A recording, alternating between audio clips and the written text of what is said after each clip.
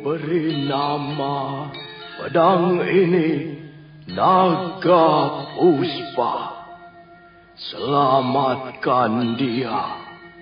Jangan sampai jatuh ke tangan pendekar berwatak jahat.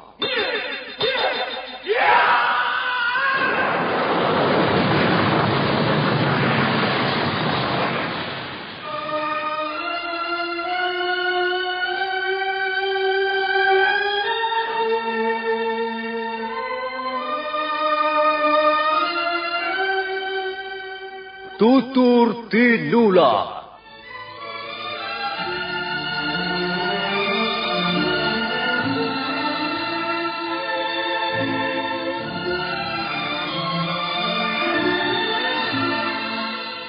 Sebuah sandiwara radio serial, produksi Sanggar Cerita dan Teater Sanggar Prativi. Sebuah kisah dengan latar belakang sejarah runtuhnya Singasari dan berdirinya Kerajaan Majapahit.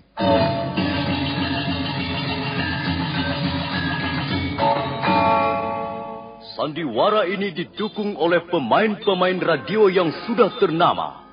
Ferry Fadli, Ivone Rose, dan Eli Ermawati.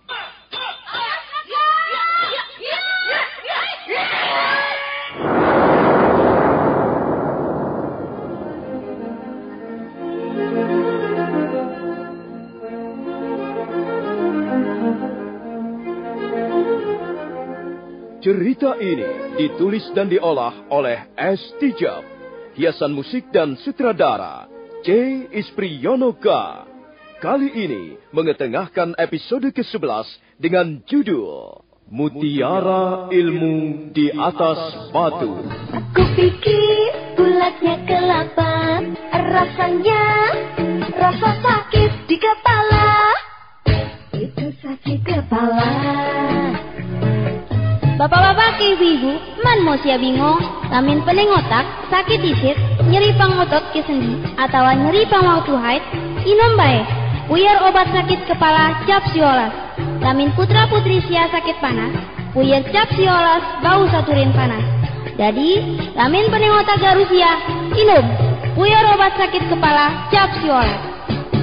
Puyer obat sakit kepala cap 19. Puyer obat sakit kepala cap 19. Produksi PT Irawan Jaya Agung Surabaya. Baca aturan pakai. Jika sakit berlanjut, hubungi dokter.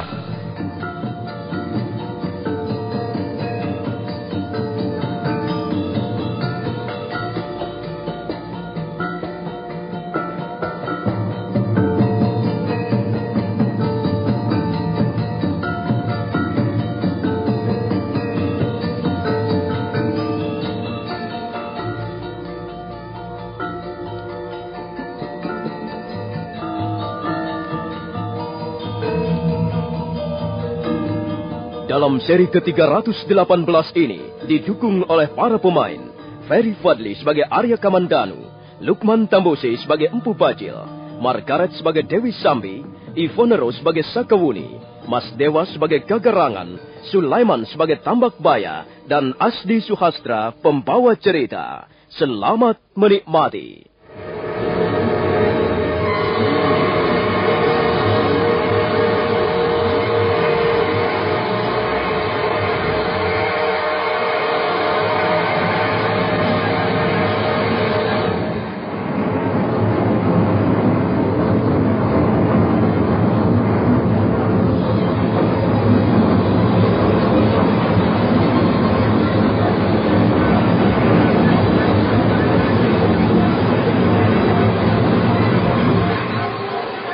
Arya Kamandanu terus mengamuk bagaikan banteng ketaton.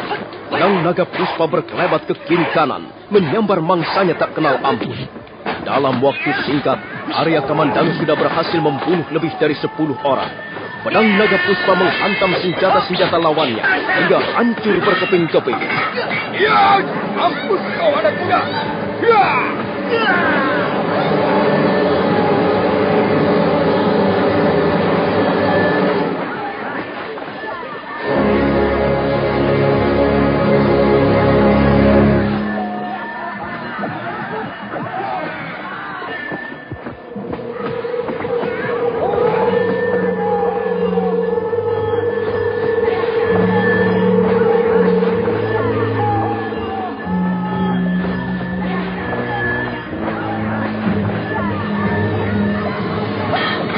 Empu Bajil marah sekali melihat anak buahnya banyak yang terbunuh.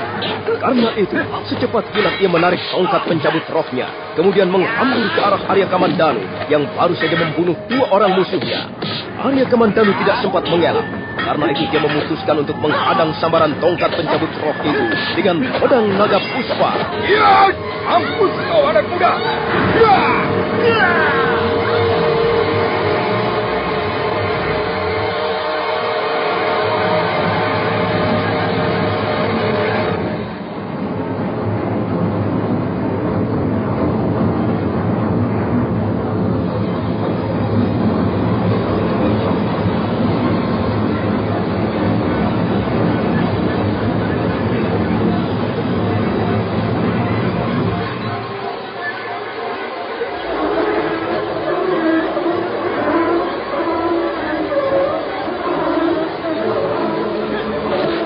Sekarang Arya Kamandanu terpaksa bertarung dengan lebih hati-hati. Di samping harus melayani tongkat pencabut roh, sekali waktu Arya Kamandanu masih harus melumpuhkan beberapa orang anak buah Empu Bajil yang terus berusaha membokongnya. Empu Bajil sendiri merasa sangat geram dan diam-diam merasa gentar juga. Setiap kali tongkat pencabut roh berbenturan dengan pedang naga puspa, tangannya merasa kesemutan. Dan lama-kelamaan, tangannya merasa kaku serta dingin. Suatu saat, Arya Kamandanu menyergapnya dengan gencar. Empu Bajil menjadi gelagapan. Dia tidak mempunyai pilihan lain, kecuali menghadang pedang naga puspa dengan gagang tongkat pencabut rohnya.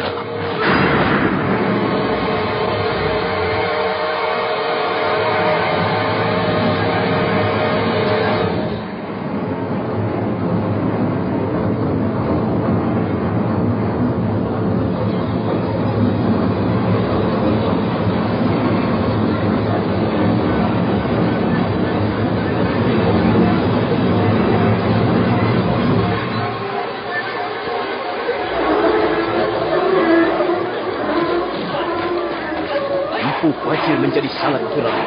Wajahnya yang tidak begitu tampan kelihatan lebih jelek lagi. Karena wajah itu berubah menjadi merah padam. Persis seperti wajah iblis yang sedang mengalami kekecewaan. Mendadak dia menengok kiri kanan.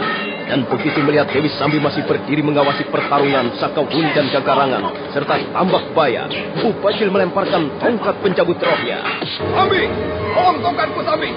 Biar ku hajar anak muda itu dengan aji sekarang ini. Tongkat pencabut roh kemudian melayang dari tangan Empu Bajil. Dewi Sambi melompat dan menangkap tongkat pencabut roh. Tapi tiba-tiba...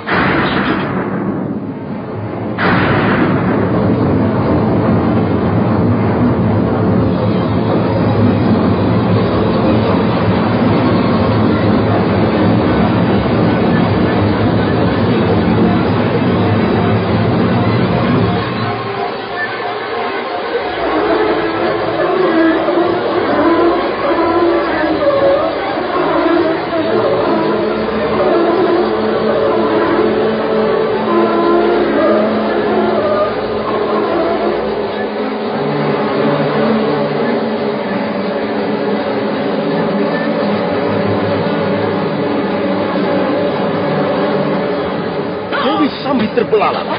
Begitu tongkat pencabut roh tergenggam di tangannya, mendadak tongkat itu menjadi patah berkeping-keping. Dia sendiri tidak tahu mengapa hal itu bisa terjadi.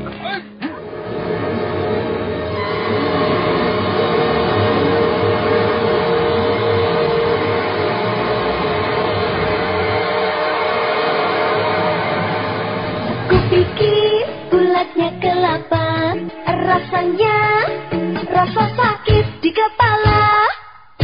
Itu sakit kepala. Bapak-bapak, ibu-ibu, man mau sia bingung, lamin pening otak, sakit disit, nyeri pangotot ke sendi, atau nyeri pangwau haid, inom bae, puyar obat sakit kepala cap siolas. Lamin putra-putri sia sakit panas, puyar cap siolas bau saturin panas. Jadi, lamin pening otak garusia, inom, puyar obat sakit kepala cap siolas. Puyar obat sakit kepala cap 19. Puyar obat sakit kepala cap 19. Produksi PT Irawan Jaya Agung Surabaya. Baca aturan pakai. Jika sakit berlanjut, hubungi dokter. Tongkatmu, Kakang Bajil! Lihat tongkatmu! Ada apa Sambi? Jangan ganggu aku. Biarkan tubuh anak muda itu hangus oleh aji segara geni. Lihat tongkatmu, Kakang! Tongkatmu tiba-tiba hancur berkeping-keping. Mata Empu Bajil membelalak lebar. Dia melihat kepingan-kepingan tongkat pencabut roh yang sudah berserakan di sela-sela batu-batuan padas. Bibirnya menjadi gemetar, giginya gemeletup, dan wajahnya semakin merah padam. Secepat kilat pendekar dari lereng Tengger itu menarik tubuhnya ke belakang, kemudian mengacung-acungkan kedua belah tangannya. Hai, dengar anak muda. Kau harus membayar mahal atas apa yang baru saja kau lakukan terhadap. Kau sudah meremukan senjata andalanku. Sekarang biar kuremukkan batok kepalamu. Sambi, kau bereskan perempuan itu. Sementara aku akan memburu anak muda ini. Mereka dua-duanya harus kita bikin mampus malam ini juga. Iya.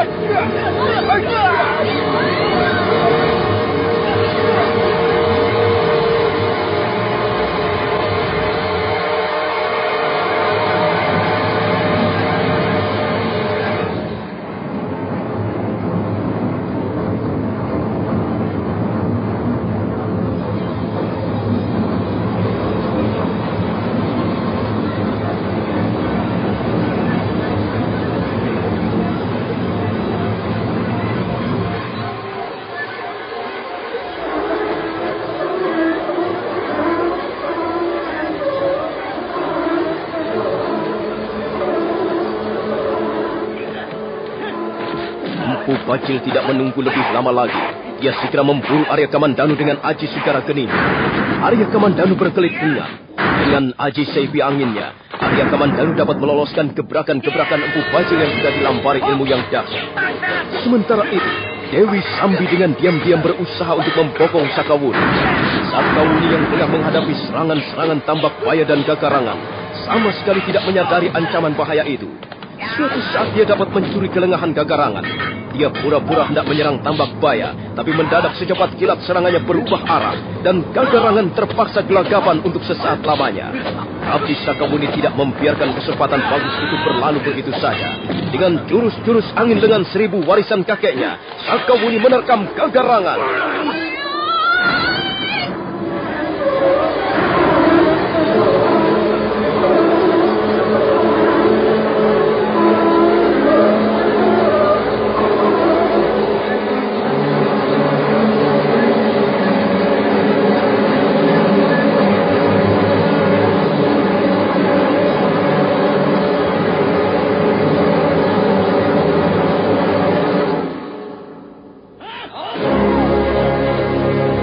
Telapak tangan Sakawuni menerpa dada Gagarangan.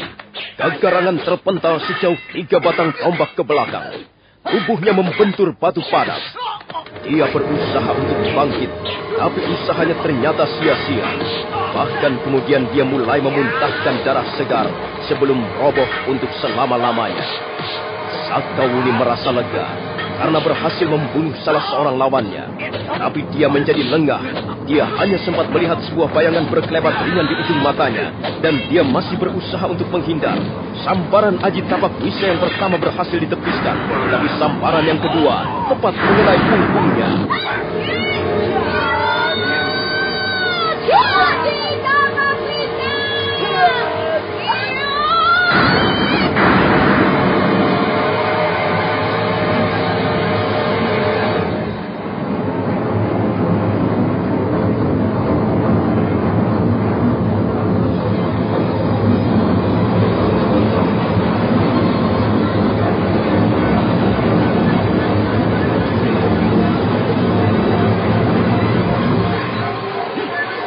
Sakawuni mengeluh sebentar. Napasnya seketika menjadi sesak. Melihat Sakawuni dalam keadaan bahaya, Arya Kamandanu menyambar tubuhnya. Dengan pedang naga puspa masih tergenggam di tangan kanannya, dan tubuh Sakawuni tersampir di pundaknya sebelah kiri. Arya Kamandanu melesat meninggalkan gelanggang pertarungan.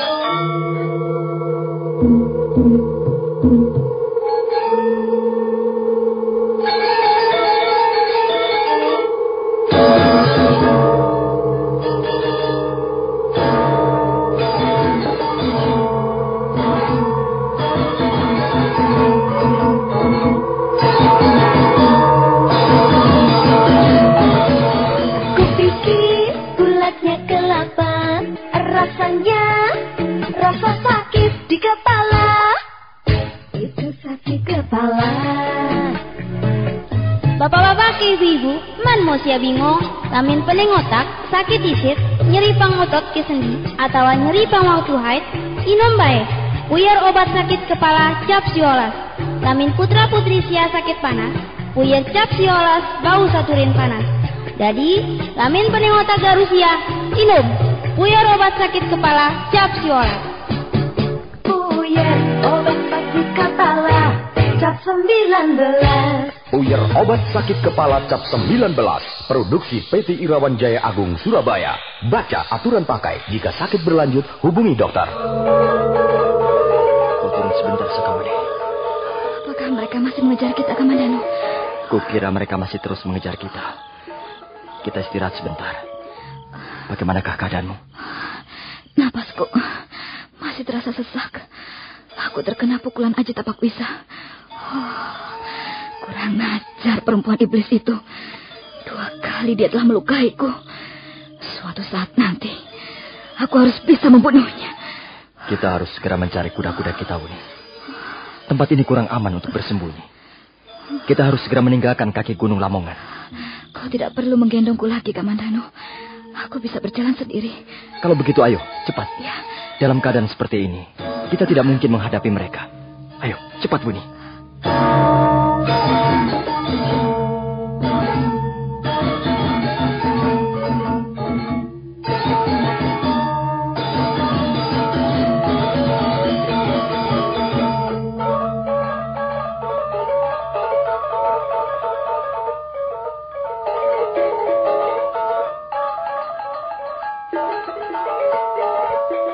Sambil menahan rasa sakit di bagian punggungnya, Sakawuni berusaha mengikuti Arya Kamandanu.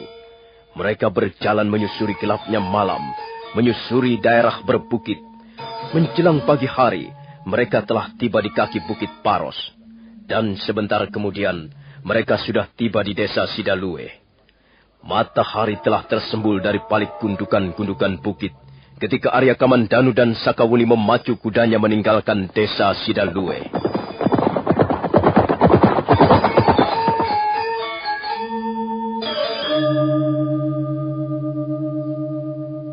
Kami tidak berhasil menemukan mereka, Tuanku Dewi. Kami kehilangan jejak mereka. Kalian memang keterlaluan sekali. Hanya menangkap 2 orang saja tidak becus. Aku sudah melukainya seorang. Dan kalian masih juga belum bisa menangkap mereka. Oh, maaf Tuanku Dewi. Kami memang benar-benar kehilangan jejak. Kalian bukan kehilangan jejak. Tapi kalian takut menghadapi mereka. Itulah yang benar. Sudahlah. Sudah. Jelas kalian akan membuat kecewa Kakang Bajil. Ketika Tambak Baya dan Gagarangan sedang memberikan laporan kepada Dewi Sambi, Empu Bajil muncul dari dalam goa. Pendekar dari lereng Tengger itu kelihatannya lesu. Perlahan-lahan dia menghampiri Dewi Sambi yang masih kelihatan cemberut setelah mendengarkan laporan 2 orang bawahannya. Ada apa, Sambi? Mengapa wajahmu memperlihatkan rasa tidak senang? Mereka telah gagal Kakang Bajil. Mereka tidak berhasil menemukan 2 orang musuh besar kita itu. Ya, biarlah Sambi. Kalau toh mereka berhasil menemukan, apa yang bisa mereka lakukan? Kita sendiri tidak dapat berbuat banyak menghadapi 2 orang anak muda itu. Bahkan tongkat pencabut rohku sekarang sudah hancur berantakan. Kalau toh mereka berhasil menemukannya, barangkali justru mereka semuanya yang akan terbunuh. Sudahlah Sambi. Sekarang aku mempunyai pikiran yang lain. Apa itu, Kakang? Barangkali aku akan meninggalkan kalian untuk sementara waktu. Apa maksudmu? Aku ingin pergi ke lereng Tengger. Aku tidak mungkin menghadapi 2 anak muda itu sebelum memperdalam Aji Sekarageni. Karena itu, aku bermaksud pergi ke lereng Tengger untuk menemui guruku. Di sana nanti aku akan memperdalam Aji Sekarageni. sehingga mencapai tingkat kesempurnaan. Tanpa ilmu yang memadai, kita tidak mungkin mengalahkan mereka, Sambi. Apalagi anak muda yang bernama Arya Kamandanu itu. Selama pedang naga puspa masih berada di dalam genggamannya, kukira sulit mencari seorang pendekar yang mampu mengalahkannya. Lalu bagaimana dengan kelompok kita ini, Kakang Bajil? Ya, untuk sementara waktu kelompok ini kuserahkan kepadamu, Sambi. Aturlah mereka, pimpinlah, dan teruskanlah rencana kita semula.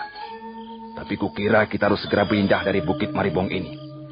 Kita harus mencari tempat baru yang sama sekali belum pernah dijamah manusia. Tambah Baya. Ya, Tuanku Bajil. Kalau tidak salah, di sebelah barat Bukit Maribong ini ada gugusan bukit yang cukup banyak jumlahnya. Mungkin salah satu di antaranya bisa kita jadikan tempat persembunyian. Bukit manakah yang paling tepat menurut pendapatmu, Tambak Baya? Oh, ada, Tuan. Ada sebuah bukit yang bernama Bukit Jambuka. Bukit Jambuka, atau juga terkenal dengan nama Bukit Serigala. Kurang lebih 1 hari perjalanan jauhnya dari tempat ini. Saya kira bukit itu cukup baik untuk dijadikan sarang persembunyian, Tuanku Bajil. Baiklah, aku setuju sarang kita pindahkan ke Bukit Jambuka. Bagaimana menurut pendapatmu, Sambi? Aku setuju, Kakang. Lagi pula, Bukit Maribong ini sudah tidak aman lagi. Sewaktu-waktu, orang-orang Majapahit bisa datang kemari. Nah, Tambak Baya dan kau Gagarangan, selama aku pergi nanti, segala urusan mengenai kelompok kita akan ditangani oleh Sambi. Untuk sementara dialah yang akan memegang pucuk pimpinan atas diri kalian. Kukira cukup. Nah, aku pergi dulu, Sambi. Barangkali aku pergi tidak akan lama. Paling-paling hanya sampai 2 bulan. Setelah aku dapat menguasai Aji Segara Geni secara sempurna, barulah kita akan kembali mengejar 2 orang anak muda itu. Mereka pasti akan berhasil kita binasakan. Baik, Kakang Bajil. Kakang Bajil tidak perlu mengkhawatirkan kelompok kita. Akulah yang akan bertanggung jawab. Empu Bajil kemudian melangkah perlahan-lahan meninggalkan mulut goa. Sebentar kemudian dia sudah duduk di atas punggung kudanya. Dan selanjutnya, dia memacu kudanya menuruni lereng Bukit Maribong.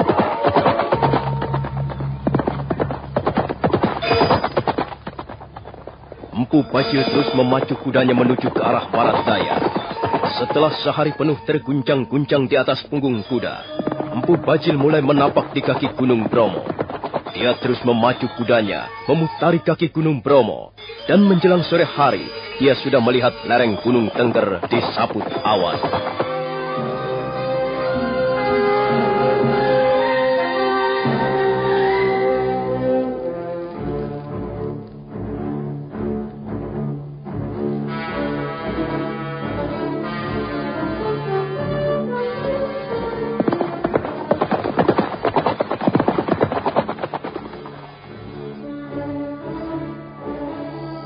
Sementara itu, Arya Kamandanu dan Sakawuni telah berhasil menyelamatkan dirinya dari kejaran kelompok perampok yang dipimpin oleh Empu Bajil. Walaupun tahu bahwa mereka tidak ada yang mengejar lagi, tapi mereka masih meneruskan perjalanan. Suatu malam, mereka terpaksa menginap di tepi hutan di sebuah lereng bukit kecil. Karena lelah, Arya Kamandanu segera jatuh tertidur. Sakawuni sudah lebih dulu tidur di atas rumput kering. Arya Kamandanu terkejut ketika terbangun pada pagi harinya.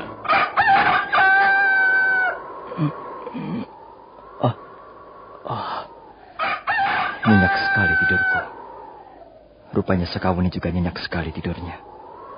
Dia terlalu lelah. Kasihan gadis itu.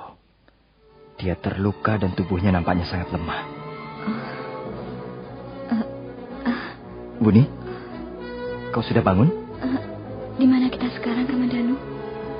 Sepertinya kita menginap di sebuah hutan. Kita memang tidur di dalam hutan, Wuni. Tapi bagiku tidak menjadi soal. Yang penting kita bisa istirahat. Kelihatannya tidurmu nyenyak sekali. Kau tidak merasa terganggu? Tidak, Kamandanu. Aku lelah. Begitu tubuhku menyentuh rumput-rumput ini, langsung aku terlelap. Langsung aku jatuh tertidur. Bagaimana dengan punggungmu? Kau tidak perlu merisaukan hal itu. Aji Tapak Bisa memang hebat.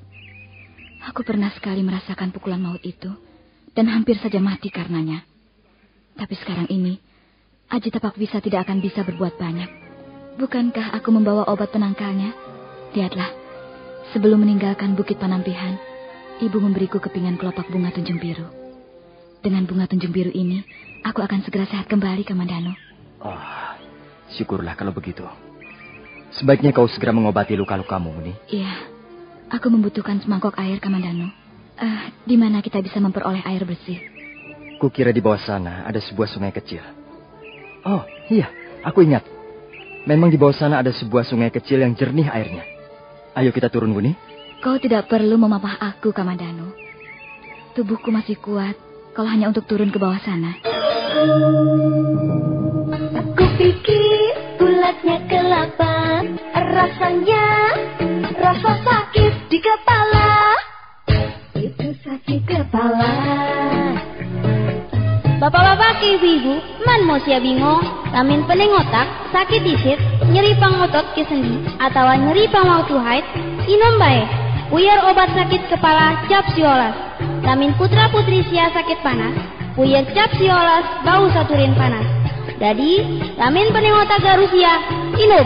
Puyer obat sakit kepala cap siolas. Puyer obat sakit kepala cap 19. Puyer obat sakit kepala cap 19. Produksi PT Irawan Jaya Agung Surabaya. Baca aturan pakai. Jika sakit berlanjut, hubungi dokter.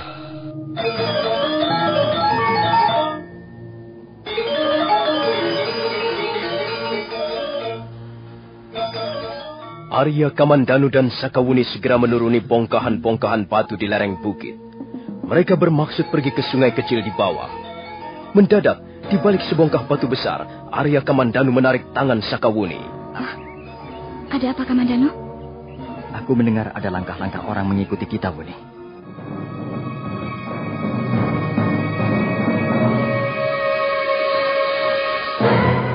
Sakawuni menengok ke sekelilingnya. Dia tidak melihat seorang pun. Nah, bagaimanakah kisah selanjutnya?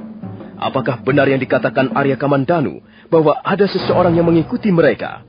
Saudara pendengar, silahkan menunggu seri berikutnya. Sampai jumpa.